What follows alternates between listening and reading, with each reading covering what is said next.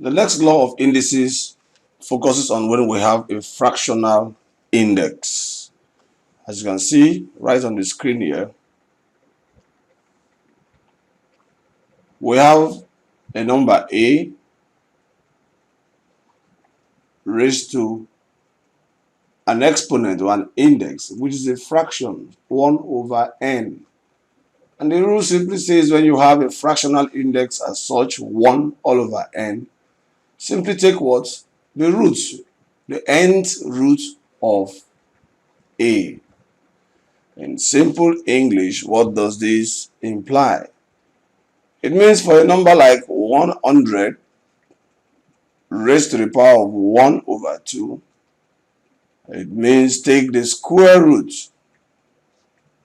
It's like you can put the 2 there, but of course for square root you don't have to put the 2. But that simply means take the square root of 100, and that will give you 10.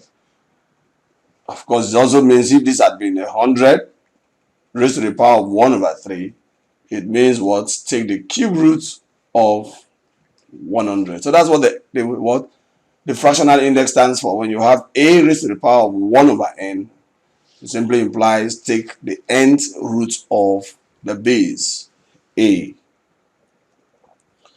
So that's our 100 raised to the power of half, and that gives us what? The square root of 100, which we can write without the 2, and that gives us 10. Here again we have evaluate 8 raised to the power of 1 over 3. 8 raised to the power of 1 over 3. This is a fractional index. The rule is simply saying look at the denominator of that index, which is 3. Use that to find the root of the base, so the cube root of 8. And what do we mean by the cube root of 8? A number that will multiply itself 3 times to give us 8. And I can remember very well from primary school that should be 2, because 2 times 2 times 2 will give us what? Will give us 8. So that's the cube root of 8. So 8 raised to the power 1 over 3 simply means the cube root of 8. Let's move to the next slide. So that's it there. 8 raised to the power of 1 over 3 is the cube root of 8, and that gives us 2. Here we have a fractional index against a fraction. There is nothing special. We shouldn't develop goose pimples because of this. This is 16 all over 81 raised to the power of what? 1 over 4, a fractional index. This time around you can see the fractional index, the denominator is 4. It's simply saying do your nth root of whatever, of the base. The base is 16 over 81. So we are going to look for what? The fourth root of the whole number. That is 16 all over 81. And what does that mean? Of course, you can see this as the fourth root of 16 and the fourth root of 81. You don't necessarily have to go all this far. Just take the fourth root of 16, which is what? 2, because 2 times 2 times 2 times 2 will give us 16. So I simply write 2 there. And 81, of course, you will agree with me, that will be 3, because 3 times 3 times 3 times 3 is 81. So the answer to that expression is simply 2 over 3. 16 all over 81. Everything raised to the power of a fractional index 1 over 4 means the fourth root of the expression, and that gives us 2 over 3.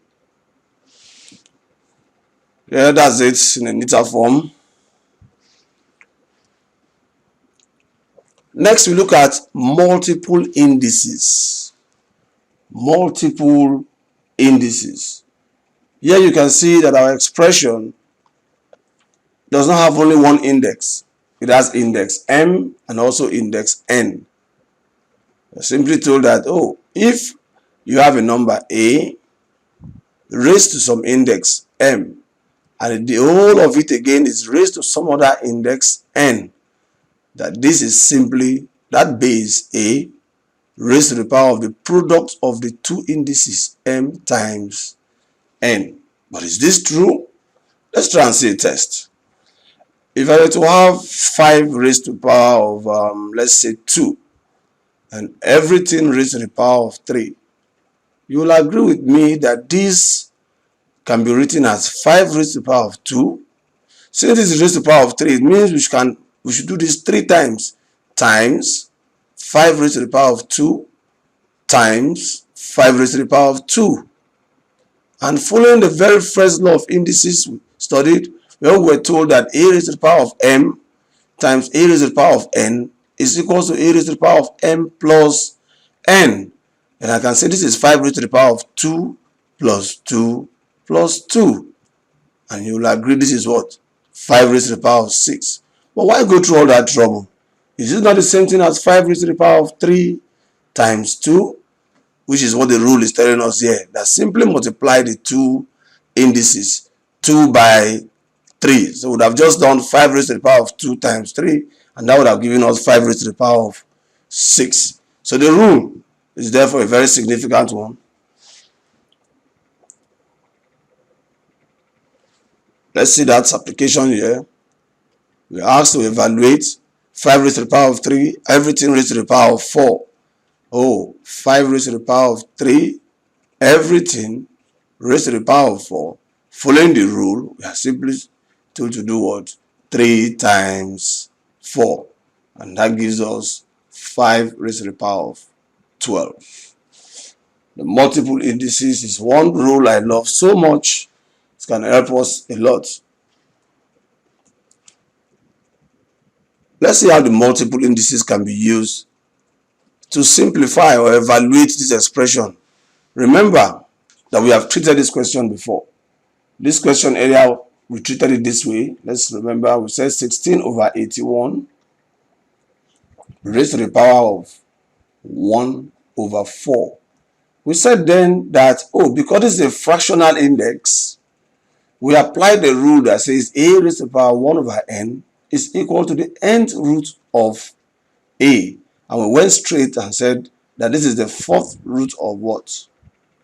Of 16 divided by 81. And we said this is 2 over 3. I'm going to erase this and see how the multiple indices can help me to solve the same problem without going through this route. Let's get my eraser.